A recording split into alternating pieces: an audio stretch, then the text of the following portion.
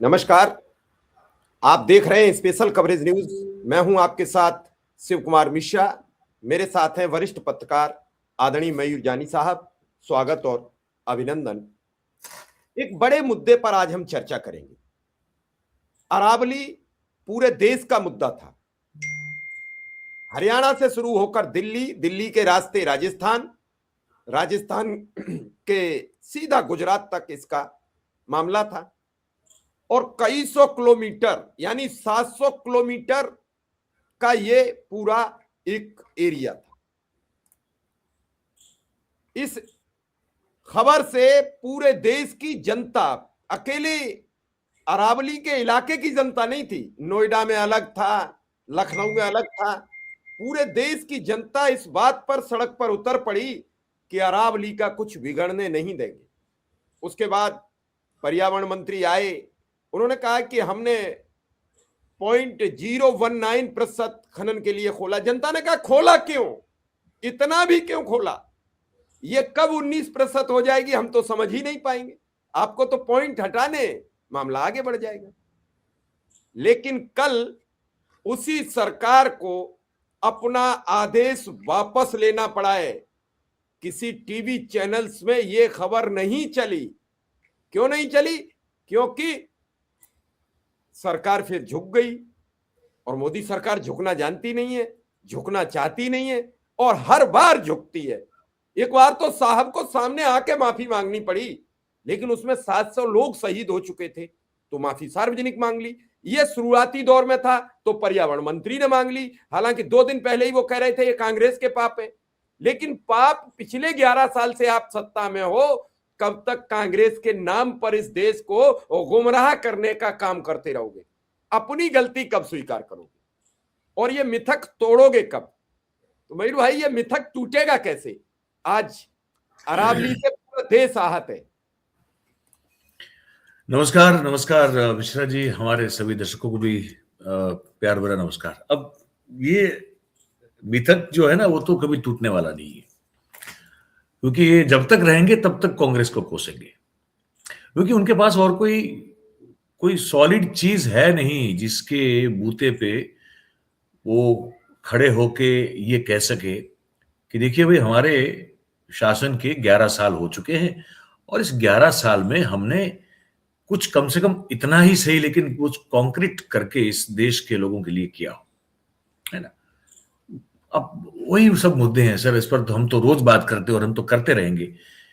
मूल मुद्दे हैं देश के। भाई, आप कोई भी देश जो है वो आगे कैसे बढ़ता है, उसके जो मानांक होते हैं, जो जिस पर मापा जाता है कि देश प्रगति कर रहा है, देश के लोगों का उत्थान हो रहा है, वो क्या सब चीजें होती है? यही होती है सर, बेसिक चीजें हैं कि भाई देश में जो है वो रोजगारी का दर क्या है, एम्प्लॉयमेंट और अनएम्प्लॉयमेंट रेशियो भी बहुत महत्वपूर्ण है, वो क्या है, ठीक है।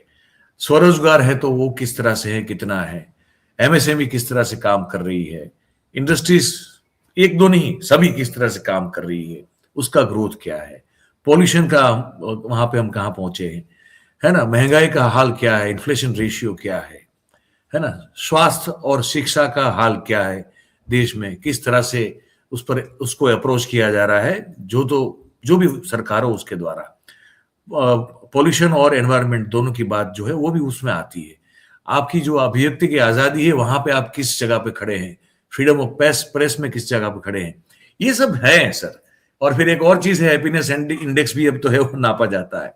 ये सब चीजें हैं जिससे, अब देखिए, पर्वत या तो खाई या नदी नाले या तो समंदर या तो तालाब या पेड़ पौधों से ही तो है सिर्फ ये जमीन, या तो ये देश नहीं बनता है ना। जैसे नेहरू जी कह गए थे डिस्कवरी ऑफ इंडिया में कि देश तो बनता है उनके लोगों से, लोग जिसमें जहां पे रहते हैं। अब वो लोग, उनकी तरक्की हो रही है क्या, उनकी समस्याओं का क्या समाधान हो रहा है? जब आप ऐसे युग में जब जी रहे हो जहां की दिल्ली की हाईकोर्ट को ये टिप्पणी करनी पड़े कि जब आप हवा सांस लेने के लिए शुद्ध हवा दे नहीं सकते तो एयर प्यूरिफायर पर 18% का टैक्स क्यों लगा रहे हैं? इस युग में जी रहे हैं, समझिए आप मेरी बात को।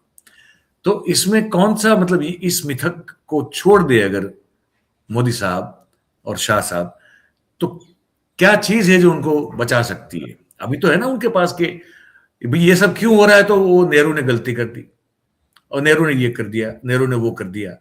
अब नेहरू ने जो किया है उस पर तो कोई बात नहीं कर पाएगा, क्योंकि वो अगर सही में अगर कोई सच में बात करना चाहे तो वो सब कुछ है जो नेहरू ने किया है, जिसकी बदौलत आज आप बहुत सारे मीठे फल उस चीज के खा रहे हैं, बनी बनाई चीजें आपको मिली हुई है। अब 11 साल में आपने उन चीजों को संभाला नहीं, लेकिन नष्ट कर दिया, बर्बाद कर दिया आपने। शिक्षा व्यवस्था को पूरी तरह से दिमक लगा दी राइट विंग सोच की, फासिस्ट सोच की। आप देखिए कोई भी यूनिवर्सिटी में जो है आपके कुलपति आप देखिए, वो सब जो है वो राइट विंगर है, जिनकी अपनी कुछ खैर कोई इतनी योग्यता नहीं है। देश की एचआरडी मिनिस्टर बनाई गई उस महिला को, जिसके पास अपनी उस असली डिग्री के वांधे थे, राले पड़े थे उसके। प्रधानमंत्री की डिग्री को लेकर अभी भी जो है सवाल वैसे का वैसा बना हुआ है। कृषि जो एक रीढ़ की हड्डी है इस देश की, एग्रीकल्चर, उसकी तो बैंड कब की बजा चुके हैं। तो ऐसा कोई क्षेत्र नहीं है। अब अगर देश से आगे थोड़ा चले तो विदेश नीति की बात करें तो वहां भी जो है पूरी तरह से बंटाधार हो चुका है, कोई हमारे साथ खड़ा नहीं है। 29 देशों से उनका सर्वोच्च राष्ट्रीय सम्मान पा लेने के बाद भी कोई हमारे साथ खड़ा नहीं है। बांग्लादेश में एक विद्यार्थी नेता, आंदोलनकारी नेता की हत्या होती है, पूरा बांग्लादेश हम पे टूट पड़ता है कि हमने करवाई है। अब वहां तक तो चलिए समझ सकते हैं, लेकिन पूरा वेस्टर्न वर्ल्ड उनके साथ एक तरह से खड़ा हुआ दिखाई देता है, तो उनकी हाँ में जैसे हाँ मिला रहा हो, क्योंकि शोक संवेदनाएं जो प्रकट की गई है, जैसे उस्मान हाडी जो है वो कोई बहुत बड़े बांग्लादेश के संवैधानिक पद पर है व्यक्ति हो, ऐसा तो पूरा माहौल बन रहा है। तो क्या उन 29 सम्मानों का क्या करें, उसका अचार बना के खा लें क्या? क्या होगा इससे देश का?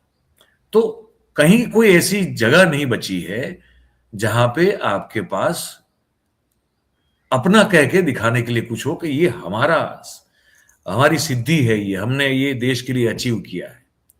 नोटबंदी में आज तक कोई करने के बाद कोई बोल ही नहीं रहा है ना, जिस पर बहुत बड़ा, जिसको मास्टर स्ट्रोक कहा जाता था, आज वो मास्टर स्ट्रोक गायब है ना। जीएसटी में पता नहीं कितने मास्टर स्ट्रोक लगाए, उसके बाद फिर अब जाके ये मॉडल पे आके रुके हैं। कहां, मतलब किस चीज में? पाकिस्तान से हम दो हाथ करने के लिए गए तो वहां इंटरनेशनल बेइज्जती ट्रंप रोज कर रहा है, आज भी कर रहा है, अभी भी कर रहा है। तो कुछ है नहीं दिखाने के लिए। तो इसलिए कांग्रेस का जो 60 साल का रूल है वही है कि जिसको बार बार जो है ढाल की तरह वो आगे रखेंगे और कहेंगे कि देखिए इसमें हमारी तो कोई गलती है ही नहीं। तो मिथक तो कभी जाएगा नहीं मिश्रा जी। और बाकी रही बात आपने जो कही कि ये अरावली की, तो मुझे अब देखिए ठीक है, अब प्रमुख अखबारों में भी छपा है, सुप्रीम कोर्ट का आदेश भी, लेकिन मैं इसमें कुछ जो है मैं ढूंढने की कोशिश कर रहा हूं कि कहीं तो कुछ ऐसा लूपहोल, इनको जानता हूं जैसे मैं, रखा होगा कि अभी ये आक्रोश शांत हो जाए, उसके लिए ये है पूरा। क्योंकि लोग इसके देख लिया, कभी ये कोई पॉलिटिकल पार्टी प्रायोजित विरोध नहीं है, ये स्वयंभू लोगों का विरोध है। तो मुझे लगता है कि ये भी एक छद्म वेश है, ये दिखाने के लिए। इसमें आगे कुछ और जो है, कहीं कोई ऐसी क्लोज होगी उस पूरे मामले में, जिसको मैं अभी स्टडी करने की कोशिश कर रहा हूं। कहीं ना कहीं ऐसा कुछ होगा, वो लूप होल, कि वहां से फिर वो जो है वो सीधा नहीं तो उल्टा कान पकड़ के भी आगे चल देंगे। मुझे कोई इनकी नीति या नीयत पर भरोसा नहीं है। तो आप ये अभी कहना तो चाह रहे हैं जैसे हसदेव जंगल में हुआ जो छत्तीसगढ़ का था, पहले कहा गया कि हमने रोक दिया, हमने स्थायी बंद कर दिया, ये तो कांग्रेस करा रही थी, लेकिन जब से बीजेपी सत्ता में आई है रोज पेड़ काटे जा रहे हैं, रोज बवाल हो रहा है हसदेव का जंगल, एक एक आदमी, एक एक आदिवासी रो रहा है। और सबको नहीं पता था कि सरकार आने के बाद ऐसा होगा, तो शायद सरकार नहीं आती। लेकिन पता नहीं फिर जब चुनाव का वेला आएगा तो फिर 10-5 हजार का एक नया स्लोगन आएगा, लोग उसको पी के अपना मस्त हो जाएंगे।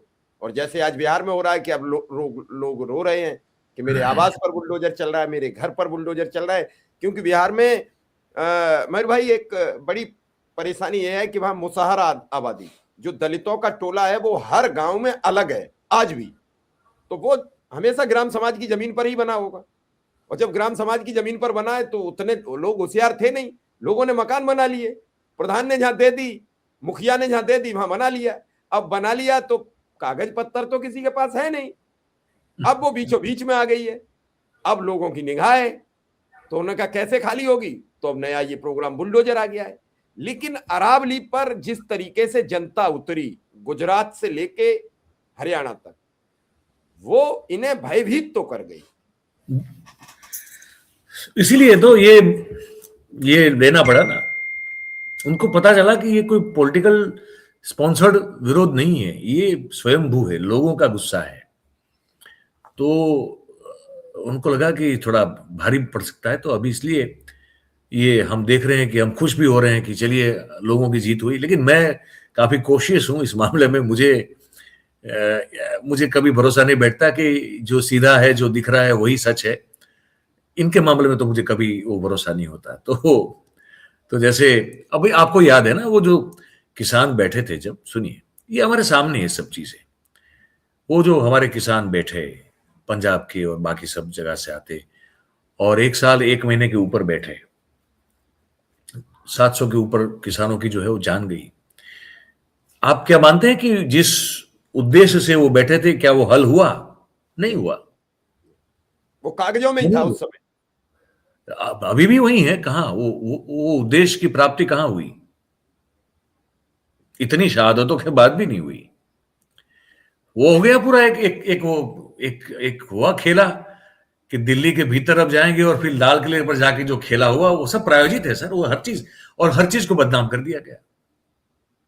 उसके बावजूद भी जब लगा कि ये डटे रहेंगे, तो उन्होंने एक वो जारी कर दिया कि मेरी तपस्या में कोई जो है कमी रह गई होगी करके, और अब आएंगे सेक्रेटरी लेवल के लोग बात करेंगे। और फिर वो राकेश टिकैत जैसे महानुभाव को वहां पे जो है और जगह दे दी गई, और फिर पूरा कैसे सैबोटेज हो गया हमारे सबके सामने।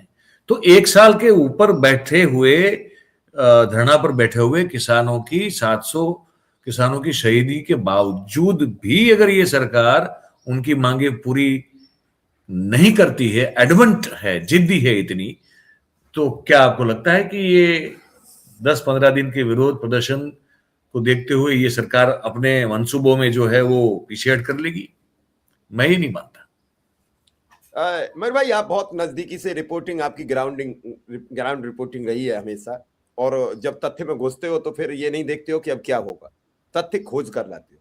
अरावली में आखिर क्या है ऐसा, दर्शक भी थोड़ा सा समझ। मिनरल्स हैं सर, दुनिया भर के मिनरल्स हैं सर, मिनरल्स हैं, खनिज हैं,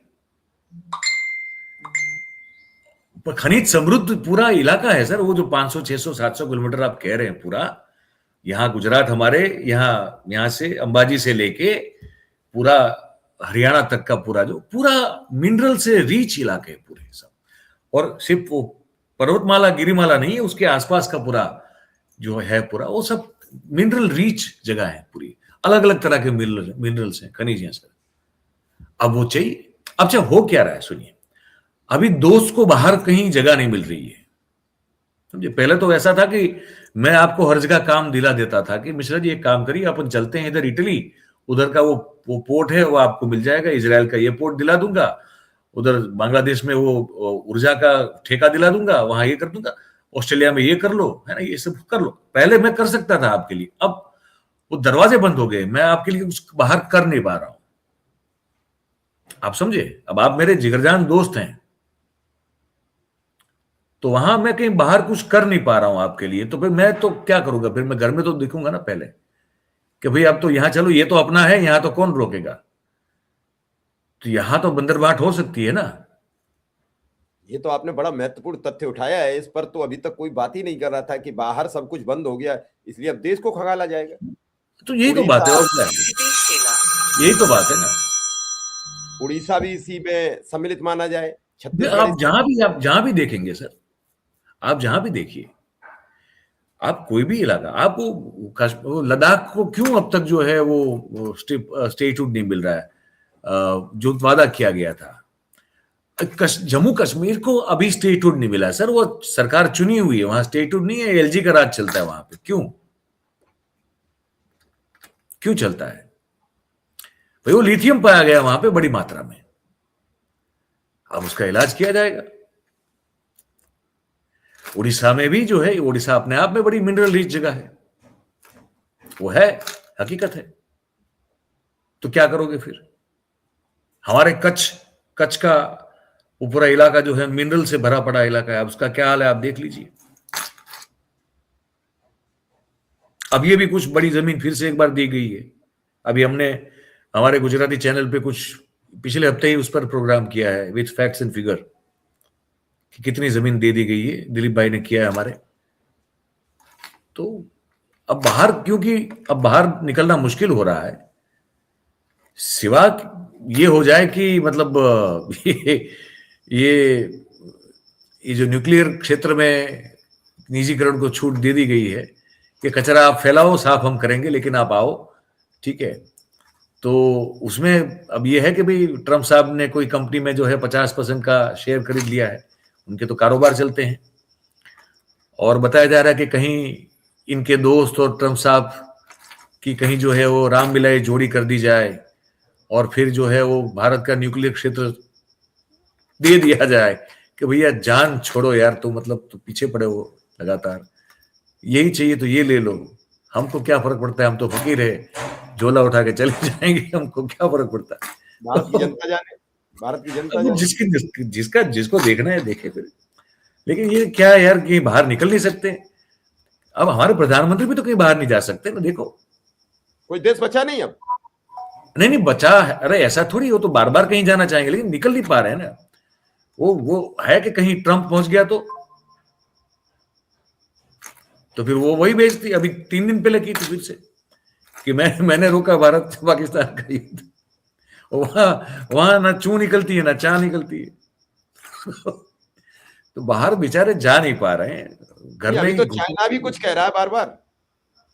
चाइना तो सर, चाइना तो आप अजगर अजगर, हम जानते हैं ना अजगर क्या होता है। चाइना वो अजगर है सर हमारे लिए भी। चाइना ने चारों तरफ से घेरा हमको सर।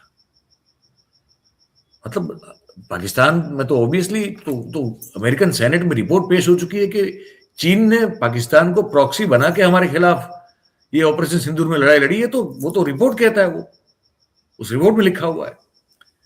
तो पाकिस्तान चाइना मतलब अपने उसको जो है अपने घेरे में ले चुका है। नेपाल हमारे ऊपर पड़ा हुआ है, भूटान के साथ भी ये सीन है अभी, मैं आपको बता दूं। म्यांमार में तो ये है ही है, और बांग्लादेश और नीचे श्रीलंका। अब आप बताइए कि कहां जाएंगे, इनमें से किसके साथ हमारे रिश्ते अच्छे हैं अभी ये बताइए।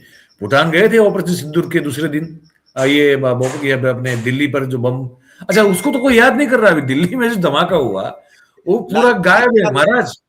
लाल किला दिल्ली देश की राजधानी में देश के राष्ट्रीय गौरव समान लाल किले के बाहर धमाका होता है सर, कोई आज इसका जिक्र तक नहीं करता है।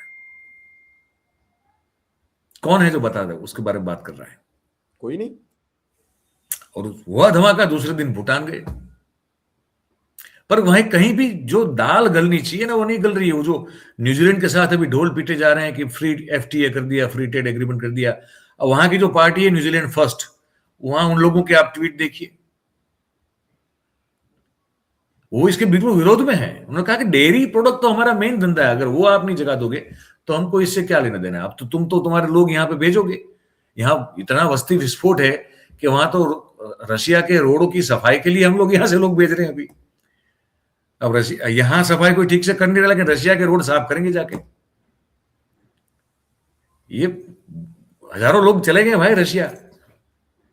नहीं, अभी तो वहां कई पढ़ने वाले बच्चे लगातार गुजरात, बिहार, बंगाल सब जगह के मेल लिख रहे हैं कि हमें यहाँ से सेना में जबरदस्ती भर्ती करा दिया गया और मुझे नहीं वो तो ठीक है, लेकिन अभी जो रशिया के साथ जो करार हुआ ना हमारा, अच्छा, उसमें मैन पावर जो है उसको आउटसोर्स करके हमको पूरा मतलब वहां तक पहुंचाना, ये उसमें एक वन ऑफ द एग्रीमेंट्स है।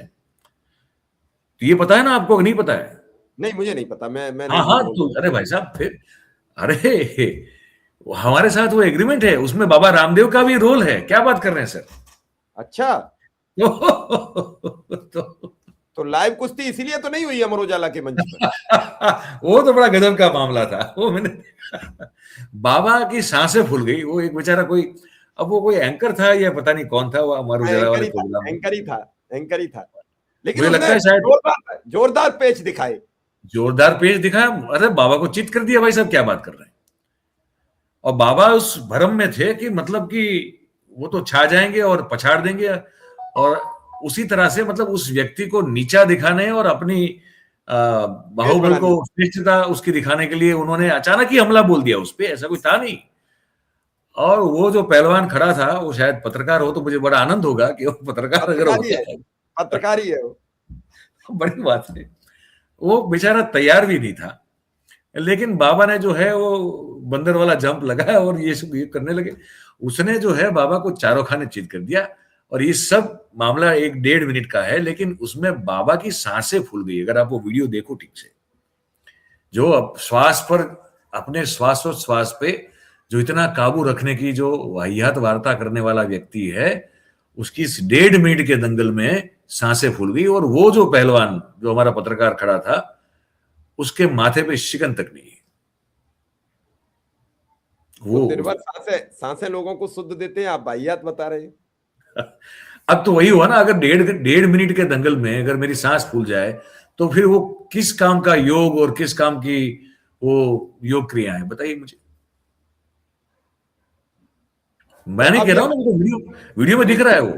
बिल्कुल, तो अब माना भाई जाए कि वो दिख रहा है, वो मैं कह रहा हूं, मैं कोई अपने नहीं, घर की बात तो कर नहीं रहा हूं। वो तो सबने देखा है, कोई उसमें छुपा हुआ थोड़ी है कि बाबा के साथ क्या हुआ। लेकिन मयूर भाई, एक सवाल, बड़ा जिज्ञासा मन में आ रही है कि अब अरावली बचेगी कि नहीं?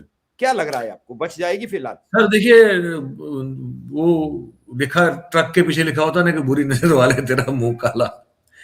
ये ये कहीं लिखना पड़ेगा हमको, बड़े बड़े बड़े बड़े एक ना, मतलब 50-50 किलोमीटर के लंबे स्लोगन लिखने पड़ेंगे, बुरी नजर वाले तेरा मुंह काला।